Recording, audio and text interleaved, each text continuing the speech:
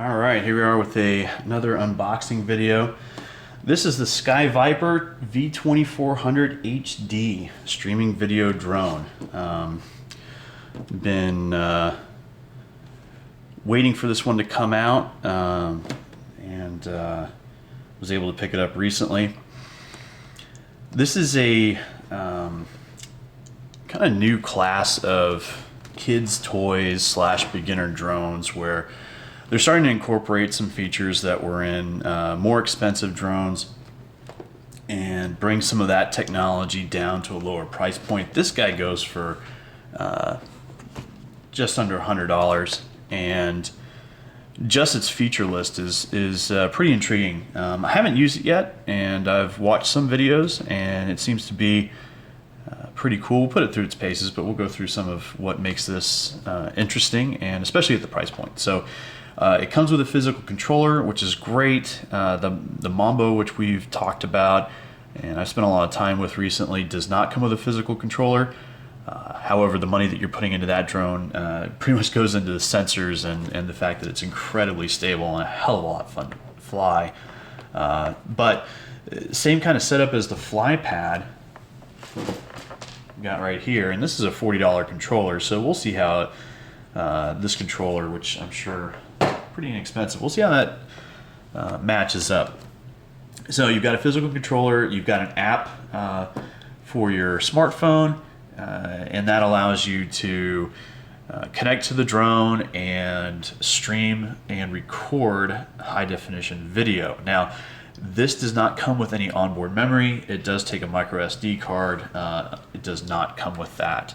You can get those fairly cheap, but do keep in mind that that does add to the overall price of the drone. So one of the things that I do like about this, and something that I do recommend for anybody who's going to be buying a drone for their first drone, or a drone for a child that has no experience with remote control, is auto hover. And that can mean a wide range of things. It can mean altitude hold. It can have, some of these GPS assists that are found in more expensive drones really do a good job of kind of lateral holds. Some drones, like the Parrot Mambo, have a downward firing camera that it uses to assist it in maintaining, its place when it's hovering, and auto hover is really important for people who aren't sure of their skills, kids, etc., etc. The only problem is that once you start adding these features, you start to get into the more expensive drones, and now you're weighing, okay, how much am I going to spend on this versus I want something cheap in case you crash it. It's kind of a catch-22. I do recommend spending a little bit more money, and that's kind of what we're trying to do, is find drones that are fun to fly for beginners without costing too much money. To give you an example of something that I'm advocating right now is not only is the Parrot Mambo exactly as I just described in terms of desirability for flight characteristics for beginners, fantastic little drone. This thing is amazing to fly. You can relax its tolerances or limits and really open it up full throttle for those of you who are a little bit more familiar with flying, you've done a lot of flying. It's a hell of a lot of fun, and you can dial it back. I had my 11-year-old daughter flying this. I dialed back all of the constraints on pitch and yaw and the throttle for ascending and descending, and she had a blast with it, so that was great.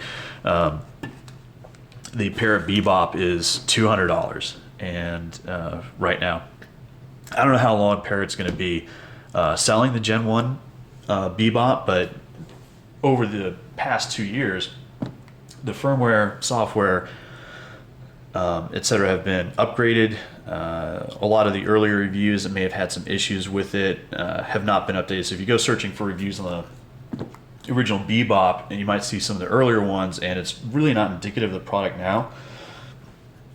If you're looking for a good solid drone to get started with, and you're not afraid to spend a little bit more money, you want things like really excellent camera quality and streaming capabilities. You've got GPS. This thing connects to multiple satellites. If it gets out of range, it'll come back to you with the auto return function. You can use geofencing to constrain how far it goes without having to worry about, am I sending it too far away, et cetera, et cetera. Now, I tell you all that to tell you this. This is because this is not a video about these drones, but in this series of cheap drones for kids, beginner quadcopters, etc., just be prepared to, if you really want a good experience, you don't want to be disappointed, you might want to consider spending a little bit more money. But that's why we are talking about this guy today. So we'll see if this actually fits that description, and it seems like it might. So we'll go to the back here. So here we go. There's a couple things that kind of stand out to me. First of all, Sky Viper calls out very specifically their firmware and how they've tuned it to kind of mimic some of the firmware, the control firmware that's used in some of the racing class drones, and that means there's a lot of controllability, et cetera, et cetera. And they state that it makes it incredibly stable, fast, and easy to control. The funny thing is, the racing drones are pretty wild creatures, so we'll see how that actually pans out. They make kind of a big deal about the fact that they have 120 degree lens, and yes, that's great for if you're gonna be first person flying. It's not uncommon. It might be something new to Sky Viper. In terms of the actual streaming, so they state you're going to be able to stream 720p at 20 frames per second. That's decent. That's pretty good, and it's good for the. I think that's perfectly acceptable for this class, and I think it's perfectly flyable. In theory, if it maintains that. It uses H.264 video compression, which up until just recently was one of the best ways of compressing video. And like I said, it does not have a memory card, but if you were to put one in there, it will record at 30 frames per second, which is good. The controller has a couple of one button functionality, like auto launch, auto land. You can actually set the altitude buttons just by clicking these guys right here up and down. It will fly 1 foot higher or lower, but just I don't know why you'd use that over the manual altitude stick. Maybe because it can be a little bit it might be easier to push over and actually put some yaw into the drone. So we'll see how that goes. It comes with optional pro style thumbsticks. That's just, heck, $100 Parrot mini drones and swing. You control that with a fly pad. It's got those sticks. So I'm pretty sure that's a bunch of good marketing speak. Yes. So you've also got a free Sky Viper Flight Simulator app for your phone. That's really cool. And let's go ahead and open this guy up.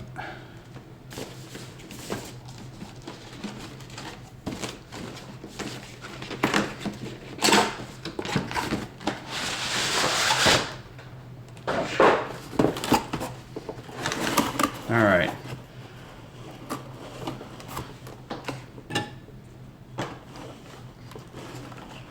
Okie dokie. Pretty.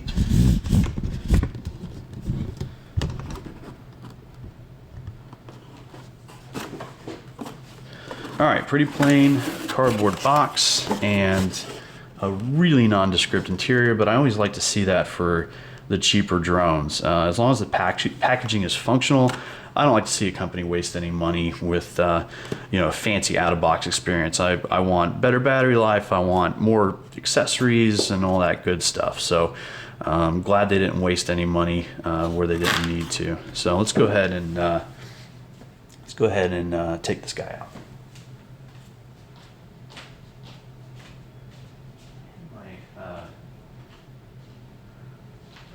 There it is. Can I put the stuff in the oven? Oh yeah. Oh yeah, we can Just break. stick Oh it yeah, in. sorry. Just stick it in there? Yeah. Yes, ma'am.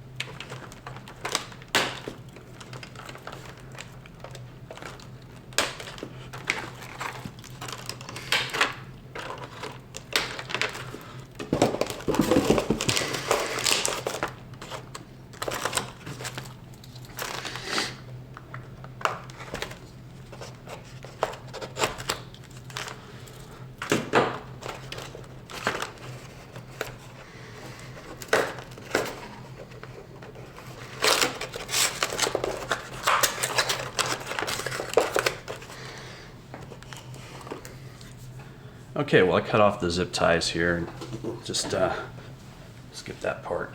So here you go. There it is.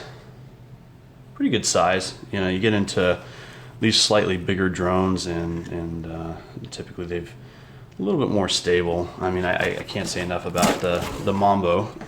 It's extremely stable and it's smaller. And here's the Bebop for comparison. So it's not all about the size, very much about the design and some of the more advanced features. So it'd be interesting to see. I don't see any sensors on the bottom. It'd be interesting to see how this guy does altitude hold. I don't know if it somehow does some processing from the front camera. I might have to research that. It's pretty interesting. The Bebop's got an acoustic sensor and a downward firing camera that's very effective. And actually the Bebop is pretty similar. So we actually had some gusting winds today in Kyle, Texas, and up to 30 something miles an hour. I took this guy out there and let it auto hover just to see how it was going to perform. Man, it held, but boy, it was fighting hard.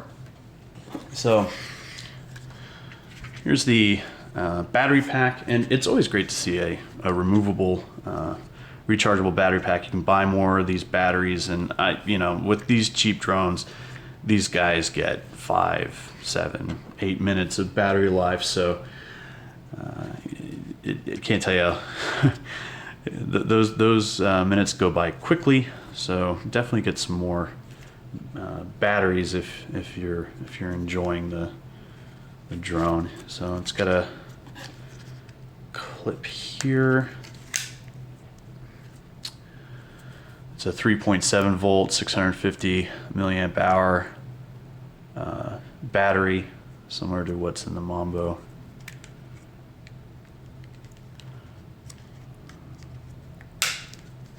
Nice and snug. That's good. Okay. So let's see what we got.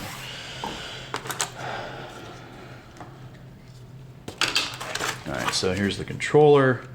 Definitely not as solid as the FlyPad. I would not expect it to be. This is a $40 controller.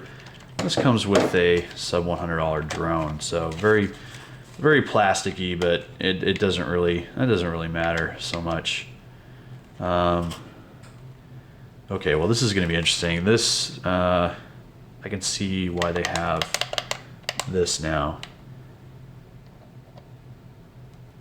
The thruster vertical stick here stays in position, and that's going to be interesting to see how that actually plays out. 3 different levels of sensitivity, which is great. It's not going to be software-based, it's a hardware-based switch, and that's typically going to give you, faster yaw, pitch, roll, etc.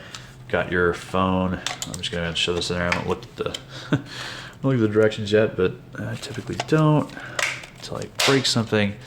There we go. It's your nothing fancy, exactly what you're used to seeing. Definitely top heavy here, so I'll pop over, just pull out some of these guys here. Cheers. All right, so we got extra blades. That's always good. Bumpers or hull. It's great.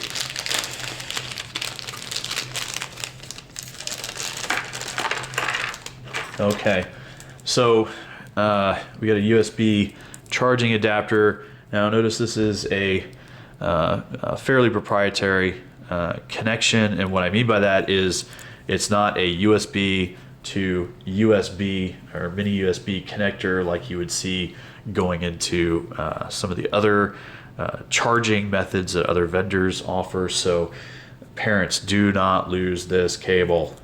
Important. Got a little screwdriver set, some extra screws, and here are the thumb pad attachments. You can either get kind of a Xbox looking type thing, or you can go with the stick. For the stick, these just pop in. These just pop in, and it just kind of sits in there. Okay, so be aware of that as well. These sticks, they'll come out depending how young your kid is there. Okay, so that's all that is in there. Cool deal. I'm guessing this guy, yeah, there you go. You need the screwdriver for this.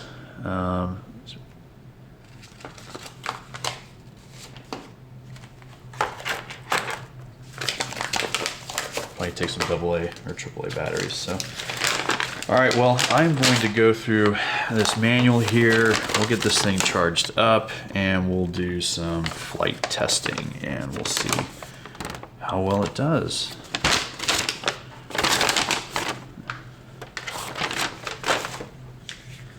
So there you have it. There is the Sky Viper V2400.